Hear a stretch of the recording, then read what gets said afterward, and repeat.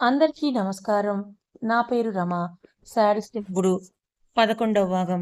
రానా తన క్యాబిన్‌లోకి వెళ్లి తలుపు లాక్ చేసుకొని, తన ఫోన్‌లో ఒకరికి వీడియో కాల్ తన ముందు కూర్చొని, తాళ్ళతో కట్టేసిన మనిషిని చూసి "ఎలా ఉన్నావు? రానా ప్రతాప్ వర్మ. ఎలా ఉంది నా సామ్రాజ్యం? నీకు అందవలసిన సేవలన్నీ సరైన సమయంకే అందుతున్నాయనుకుంటా. నీ ముఖంలో ఇంకా కోపం పోలేదు నా మీద. ఓహ్! నిన్న జరిగిందంతా చూశారు కదూ! ఎలా ఉంది నా ప్రదర్శన? బాగా నిర్వహించానా? బృంద అలా అంత దగ్గరగా చూసి చాలా రోజులైంది కదా! నన్ను నేను కంట్రోల్ చేసుకోవడానికి చాలా కష్టపడ్డాను. ఎంతో ఆనందంతో ఈరోజు బృందని నా సొంతం చేసుకుంటానని వెళ్ళాను. నా ఆశలన్నీ అడియాసలైపోయాయి.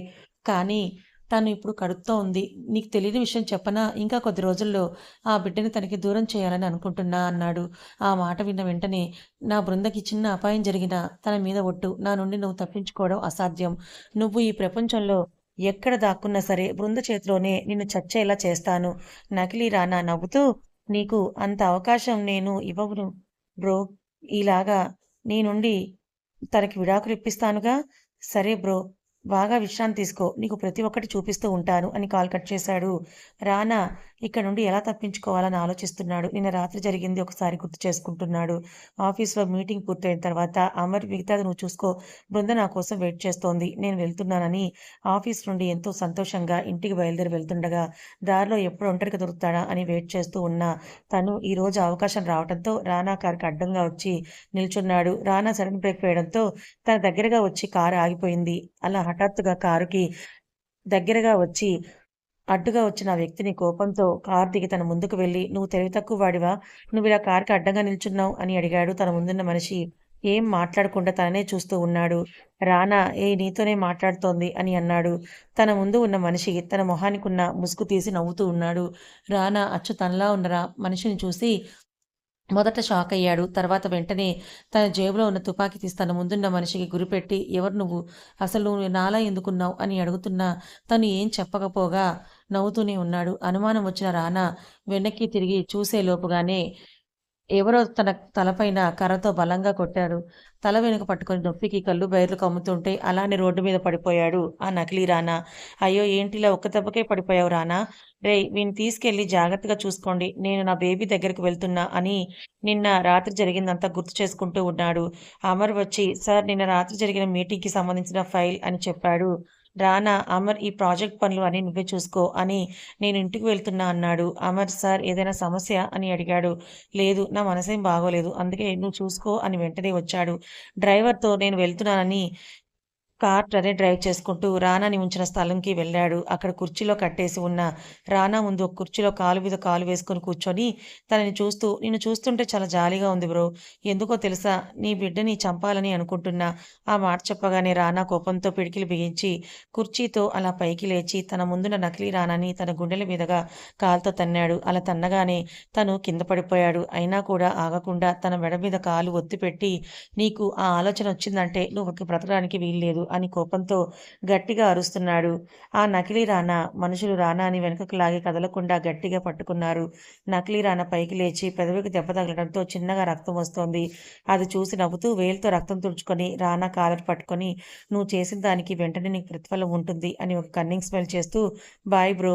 అక్కడ నీ కోసం వెయిట్ చేస్తున్న నీ స్వీట్ హార్ట్ కోసం, అదే నా ప్రియమైన బేబీ కోసం" అని అక్కడి నుండి వెళ్ళిపోయాడు. రానాకి చాలా కోపంగా ఉంది. అసలెవరతను? నాలా ఎందుకున్నాడు? ఇప్పుడు తనన్న మాటలు నిజం చేస్తే? లేదు. ఆ ఊహ కూడా కష్టంగా ఉంది. ఇక్కడ నుండి ఎలా అయినా తప్పించుకోవాలి.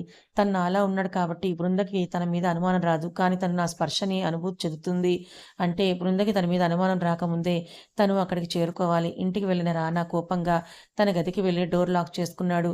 బృందకి రానాని అలా చూసి భయం వేసింది. ఈ మధ్య కాలంలో తనని అంత కోపంగా ఎప్పుడు చూడలేదు బృంద. తన దగ్గరికి వెళ్ళాలంటే భయంగా అనిపించి ఏం జరిగిందో కనుక్కోవడానికి అమర్‌కి కాల్ చేసింది.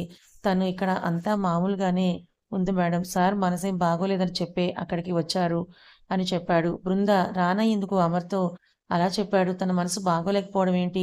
అని ఆలోచిస్తూ గది తలుపు తట్టింది. ఎంతసేపటికి రానా తలుపు తీయకపోవడంతో తనేదో టెన్షన్‌లో ఉన్నాడేమో అనుకుని కిందకు వెళ్ళిపోయింది. గదిలో ఉన్న రానా మంచం మీద పడుకొని నేనిలా ఎందుకు చేశానా అని ఆలోచిస్తూ ఉన్నాడు. రూమ్‌లో మంచిగా రెస్ట్ తీసుకొని సాయంత్రం బయటకొచ్చాడు. బృంద తనక్కడే సోఫాలో కూర్చొని ఉంది. మధ్యాహ్నం కూడా లంచ్ చేయలేదు. రానా తనతో మాట్లాడకుండా రూమ్‌లో ఉండడం ఎందుకో తనకు బాధగా అనిపించింది. సోఫాలో ఆలోచిస్తూ ఉన్న బృంద పక్కన కూర్చొని తన చెయ్యి పట్టుకొని లంచ్ ఎందుకు చేయలేదని అడిగాడు. బృంద, మీరు అలా ఉంటే నాకు తినాలని అనిపించలేదు. నువ్వు ఈ టైంలో తినకుండా ఉంటే బేబీకి ప్రాబ్లమ్ అవుతుందని తెలుసు కదా! మరెందుకిలా చేశావు బృంద అని అడిగాడు. బృంద రానా భుజం మీద తల పెట్టి, నిన్నటి నుండి నేను మిమ్మల్ని గమనిస్తూనే ఉన్నా. మీరు ముందులా లేరు. నాకు కొత్తగా కనిపిస్తున్నారు. నాకు అలా అనిపించింది చెప్పాను. అపార్థం చేసుకోకండి అని అంది.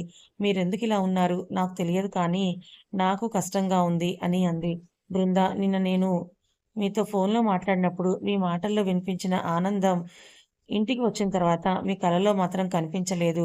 రానా చేతిని తన కడుపు మీద పెట్టుకొని, మీకీ బిడ్డ ఇష్టం లేదా? అని అడిగింది. రానా తన చేతిని వెనకకు తీసుకొని అక్కడి నుండి లేచి ఫాస్ట్‌గా బయటికెళ్ళిపోయాడు. రానా అలా తనతో ఏం చెప్పకుండా వెళ్ళిపోవడంతో బృందకసలేమీ అర్థం కావడం లేదు. అంటే నేను తల్లినవ్వటం రానాకిష్టం లేదా? అన్న ఊహ రాగానే తన కంట్లో నుండి కన్నీరు ఆగకుండా వస్తోంది. ఎందుకు మీకీ బిడ్డ వద్దని అంటున్నారు అని అడగాలనుంది కానీ తనక్కడ లేడు. బృంద అలా ఏడుస్తూ సోఫాలో ఒంటరిగా పడుకుంది. నకిలీ రానా బృందని అలా చూసి నవ్వుతూ, తనని చూస్తూ నేను ఏం మాట్లాడకుండా వెళ్ళినందుకే నువ్విలా ఉంటే, ఇక రేపు నేను చెప్పబోయే విషయానికి ఎలా అయిపోతావు బేబీ? అలా కాసేపు తన దగ్గర ఉండి గదికి వెళ్లి పడుకున్నాడు. బృంద అలాగే అక్కడే సోఫాలో ఉంది.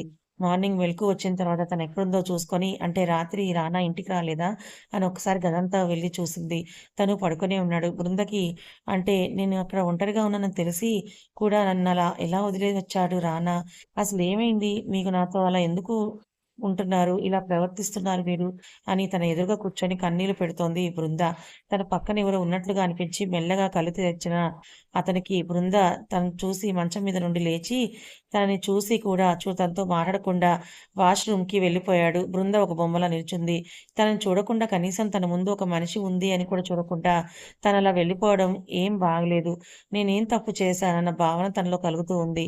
రానా ఫ్రెష్ అయ్యి వచ్చి బృంద ముందుకి వచ్చి తన భుజాలు పట్టుకొని తనను మంచం మీద కూర్చోపెట్టి, తన కన్నీరు తుడిచి, చూడు స్వీట్ హార్ట్ నేను చెప్పింది నువ్వు బాగా విని అర్థం చేసుకో.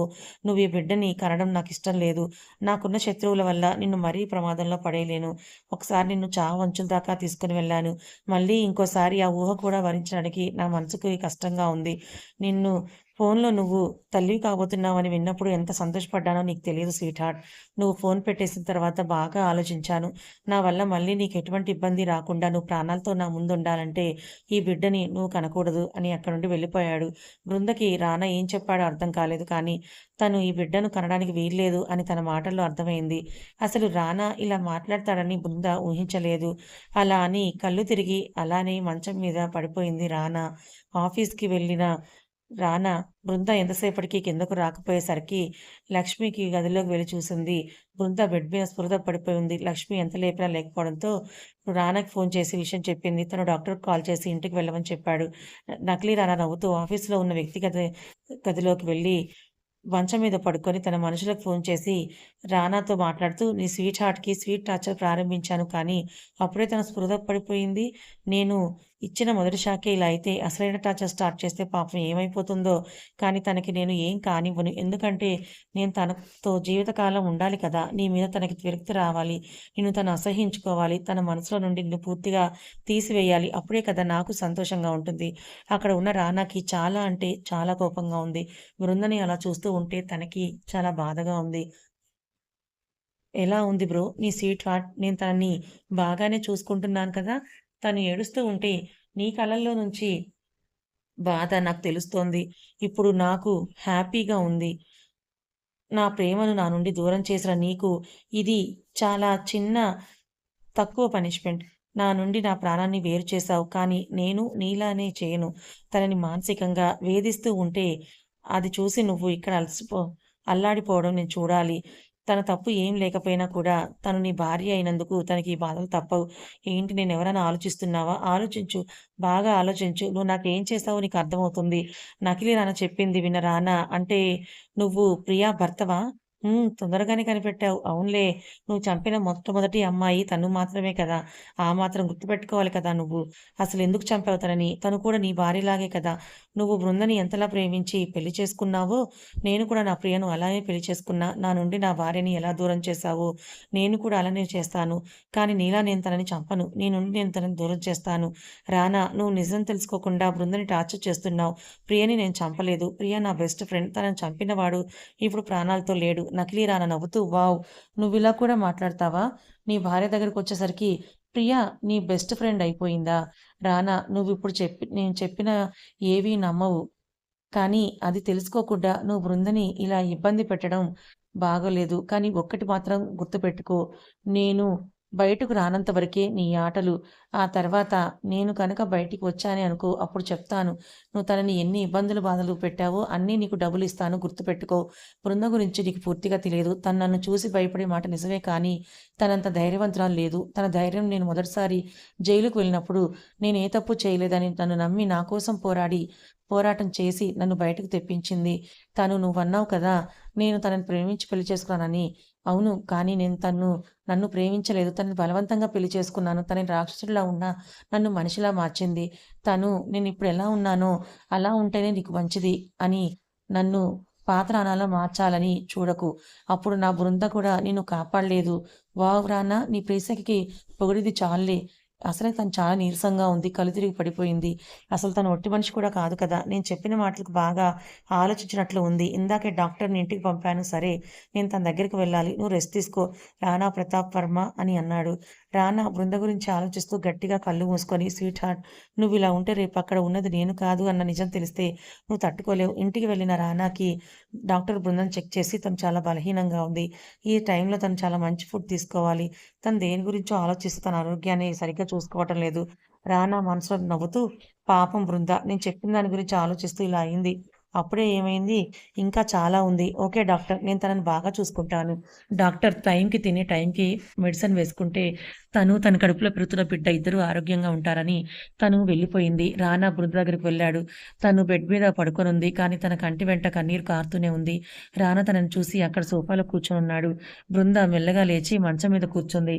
రానా కనీసం తన దగ్గరకు కూడా రాకుండా తనని దూరం నుండే చూస్తుంటే బృందకి చాలా బాధగా అనిపించింది. రానా బృందని చూస్తూ నేను చెప్పిన దాని గురించి ఏం ఆలోచించావు అన్నాడు. బృంద తనతో మాట్లాడకుండా మెల్లగా బెడ్ దిగి కిందకు వెళ్ళిపోయింది. రానా గారి భార్యకి కోపం వచ్చిందనుకుంటా. రావాలి కదా మరి! నేను తన మనసు విరిగిపోయే మాటలు మాట్లాడినప్పుడు అలానే ఉండాలి కదా! అని ఒక కన్నింగ్ స్మైల్ చేస్తూ ఫ్రెష్ అయ్యి కిందకు వెళ్ళాడు. బృంద డైనింగ్ టేబుల్ దగ్గర కూర్చొని తింటూ ఉంది. రానా సోఫాలో ఫోన్‌లో వీడియో కాల్ చేసి బృందని అసలైన రానాకి చూపిస్తూ ఉన్నాడు. ఏంటి స్వీట్ హార్ట్ చాలా ఆకలి మీదున్నావు? అవును. నా బేబీ చాలా ఆరోగ్యంగా ఉండాలంటే నేను బాగా తినాలి. బావుంది. అయితే నువ్వు బేబీని కావాలనే అనుకుంటున్నావు అంతేనా? అవును. నాకు నా బేబీ కావాలి. ఈసారి ఎట్టి పరిస్థితుల్లోనూ నా బేబీని నా నుండి ఎవరూ దూరం చేయలేరు అని బాగా తిని తన గదిలోకి వెళ్ళిపోయింది బృంద. రానా అది చూసి నేను చెప్పాను కదా! నా భార్య గురించి. తను చాలా ధైర్యవంతురాలని చూసావు కదా! ఇక ఇక్కడ నేను ఎన్ని రోజులున్నా నాకు వచ్చిన నష్టం ఏమీ లేదు నకిలీ రానా. నవ్వుతూ మరీ అంతలా నీ భార్యని పొగడకు బ్రో. అసలైన ఆట నేనింకా స్టార్ట్ చేయలేదు. నువ్వెన్ని చేసినా అక్కడ ఉన్నది ఈ రానా ప్రతాప్ వర్మ భార్య. నువ్వు తనని ఏమీ చేయలేవు అని ఫోన్ కట్ చేసి కోపంగా అక్కడ ఉన్న వస్తువులన్నీ పడేసి, రానా నేను నిన్ను నీ భార్యని భయపెట్టాలని ఇలా చేస్తూ ఉంటే, మీరు మాత్రం మాకెటువంటి భయము లేదన్నట్టుగా ప్రవర్తిస్తూ ఉన్నారు కదా! మీకు ఇలా కాదు భయం అంటే ఏంటో చూపిస్తానని ఒక కన్నింగ్ స్మైల్ చేస్తూ వెళ్తాడు. రానా స్వీట్ హార్ట్ నువ్వు ఇలానే ధైర్యంగా ఉండాలి. కానీ వాడిని నువ్వు గుర్తించలేదా? వాడి నుండి నువ్వు నీ కడుపులో ఉన్న మన బిడ్డ క్షేమంగా ఉండాలి. అలా ఉంటే చాలు. నా వల్ల నువ్వు ఇబ్బందులు పడుతూనే ఉన్నావు. నేను ఎక్కువ రోజులు ఇక్కడే ఉంటే వాడు నిన్ను ఏం చేయడానికైనా కూడా వెనుకాడడు. నేను వచ్చే వరకు నువ్వలా ధైర్యంగానే ఉండు. అని మనసులో కోరుకుంటూ ఉన్నాడు రానా. బృంద తిని తన గదికి వెళ్లి మంచం మీద కూర్చొని ఏడుస్తూ ఉంది. ఎందుకు రానా ఇలా చేస్తున్నావు? నన్ను బాధ పెట్టాలని నీకెలా అనిపిస్తోంది? నా వల్ల ఏమైనా తప్పు జరిగిందా? అందుకే నువ్వు నాతో ఇలా ప్రవర్తిస్తున్నావా అని బాధపడుతూ ఉంది. నకిలీ రానా రూమ్‌లోకి వెళ్ళడం చూశాడు. అక్కడ బృంద లేదు. తన గదికి వెళ్లి ఉంటుందేమో అనుకున్నాడు. నిన్ను బాధ పెట్టాలని చూస్తే నన్నే భయపడేలా చేస్తున్నావు. నీకిలా కాదు చాలా స్ట్రాంగ్‌గా ఇవ్వాలి. అలా అయితేనే నువ్వు నా మాట వింటావని ఒక కన్నింగ్ ఆలోచన చేశాడు. నువ్వు చెప్పింది నిజమే బ్రో. నీ భార్య చాలా బలంగా ఉంది. ముందు తన విశ్వాసాన్ని తగ్గించి, అప్పుడు తనకు భయమంటే ఏంటో, ఎలా ఉంటుందో చూపిస్తా అని అనుకున్నాడు. వెంటనే తన ఫోన్ తీసుకొని బృందకి కాల్ చేశాడు. ఏదో కొత్త నెంబర్ నుండి కాలొస్తుందని లిఫ్ట్ చేసింది బృంద. అటు నుండి ఎవరూ మాట్లాడకపోవడంతో తనే హలో అంది. అయినా కూడా ఎవరూ మాట్లాడకపోవడంతో హలో! ఎవరు ఫోన్ చేసింది? ఫోన్ చేసి మాట్లాడరు అని అంటూ కాల్ కట్ చేసింది. మళ్ళీ కాల్ చేశారు అవతల వైపు నుండి. మళ్ళీ లిఫ్ట్ చేసింది. కానీ ఈసారి కూడా అలానే ఉండేసరికి మాట్లాడకుండా బృందకి విసుగ్గా అనిపించి కాల్ కట్ చేయబోతూ ఉండగా హలో! అని ఒక వాయిస్ వినిపించింది. ఆ వాయిస్ విని హలో ఎవరు మీరు అని అంది బృంద. నీ శత్రువు అని అన్నాడు. బృంద ఏంటి అని అడిగింది. తను నవ్వుతూ నిజమే బేబీ నేను నీ శత్రువుని. బృంద మీరేదో తప్పు నెంబర్‌కి కాల్ చేసినట్టున్నారు అని కాల్ కట్ చేయబోతుంటే మిసెస్ రాణా ప్రతాప్ వర్మ అని అన్నాడు. ఫోన్ కట్ చేయబోయేది కాస్త ఆ పేరు వినగానే ఆగిపోయింది. ఫోన్‌లో ఏంటి బేబీ ఆగిపోయావు? నువ్వు రానా భార్య బృందనే కదా? బృంద అవును మీరెవరు? అంది. నన్ను అప్పుడే మర్చిపోయావా బేబీ? నువ్వు నా దగ్గర 2 సంవత్సరాలున్నావు కదా! నేను నీకు గుర్తు రాలేదా? అప్పుడే నన్ను మర్చిపోయావా? అని అన్నాడు. బృంద ఆ మాట వినగానే షాకయి వెంటనే ఫోన్‌ని కింద పడేసి భయంతో మంచం మీద ముడుచుకుపోయింది. నకిలీ రానా అదంతా చూసి నవ్వుతూ ఉన్నాడు. బృందకి భయంతో ఒళ్ళంతా చెమటలు పడుతున్నాయి. మళ్ళీ ఫోన్ రింగ్ అవుతోంది. బృంద అలానే ఫోన్‌ని చూస్తూ ఉంది. ఫోన్ రింగ్ అవుతూ కట్ అయింది. అలా చాలా సార్లు అయ్యింది. రానా కోపంగా బృంద గదికి వచ్చి నీ ఫోన్ అలా రింగ్ అవుతూ ఉంటే లిఫ్ట్ చేయాలని కూడా నీకు తెలియదా? అని కోపంగా అరిచి అక్కడ్నుంచి వెళ్ళిపోయాడు. బృంద కింద పడి ఉన్న ఫోన్‌ని మంచం మీద పడేసి తనని ఒక చూపు చూసి అతను వెళ్ళిపోయిన తర్వాత ఫోన్ మళ్ళీ రింగ్ అవ్వడంతో లిఫ్ట్ చేసి "ఏం కావాలి నీకు?" అని అంది. "నాకు ఏం కావాలో నీకు బాగా తెలుసు. మరి నా నోటితో చెప్పించాలని చూడకు. ఒకసారి చావంచుల వరకు వెళ్ళిన దానివి. మరోసారి ఆ పరిస్థితి తెచ్చుకోకు బృందా. నువ్విలా నన్ను టార్చర్ చేస్తున్నావని రానాకు తెలిస్తే ఏం చేస్తాడో నీకు బాగా తెలుసు" అని అంది. తను బృంద అన్న మాటలకు నవ్వుతూ ఉన్నాడు. బృంద తనలా నవ్వుతూ ఉంటే చిరాకుగా అనిపించి "ఏయ్! ఆపు ఎందుకు నవ్వుతున్నావు?" తను నవ్వడం ఆపి, నిజంగా నువ్వలా అంటుంటే నాకు నవ్వొచ్చింది. రానాకి నీ మీద ప్రేమ తగ్గిపోయింది బేబీ. అందుకే నువ్వు కడుపుతో ఉన్నావని తెలిసి కూడా నీ మీద ప్రేమ చూపకపోగా నిన్ను అబార్షన్ చేయించుకో అని చెప్తున్నాడు. బృంద తను చెప్తున్న మాటలు విని షాకయింది. తనేం మాట్లాడకపోవడంతో, ఏంటి బేబీ ఇంకా షాక్‌లోనే ఉన్నావా? సరే నేను మళ్ళీ కాల్ చేస్తాను అని ఫోన్ కట్ చేశాడు. బృంద ఫోన్ పక్కన పడేసి అసలిక్కడ ఏం జరుగుతోందని తనకెలా తెలుసు అని ఆలోచిస్తూ ఉంది. రానా అలా తనతో మాట్లాడడం బృందకి బాధగా అనిపించింది. అసలు ఏమైంది మీరు? ఎందుకిలా ఉన్నారు నాతో? ఎప్పుడు కూడా ఇలా లేరు కదా! ఎందుకు మరి? అని తన మనసులో అనుకుంటూ ఉంది. నకిలీ రానా బృందని గమనిస్తూ తన ఆలోచనలు ఏమిటో తెలిసిన వాడిలా, "నువ్వు ఎంత ఆలోచించినా నీకర్థం కాదు బేబీ. అక్కడ ఆ రానాగాడు, ఇక్కడ నువ్వు చిత్రహింసలు అనుభవించాల్సిందే. ఆ రానాకి కూడా తెలియాలి కదా!" అని అనుకున్నాడు నకిలీ రానా. కథ ఇంకా ఉంది. మొత్తానికి అతను ప్రియా భర్తని రానా కనుక్కున్నాడు. కానీ ప్రియా తన బెస్ట్ ఫ్రెండ్ అని తను చంపలేదని అంటున్నాడు. మరి ప్రియాని ఎవరు చంపారు? ఇక్కడ ఉంది నకిలీ రానా అని బృంద తెలుసుకుంటుందా? వీళ్ళిద్దరి జీవితం ఏ మలుపు తిరగబోతోంది? తెలుసుకోవాలనుకుంటే మన ఛానల్‌ని ఫాలో అవ్వండి. ఈ కథ మీకు నచ్చితే లైక్ చేయండి. మరికొంతమందికి షేర్ చేయండి. ఇలాంటి మరిన్ని మంచి కథల కోసం ఛానల్‌ని సబ్స్క్రైబ్ చేసుకోండి.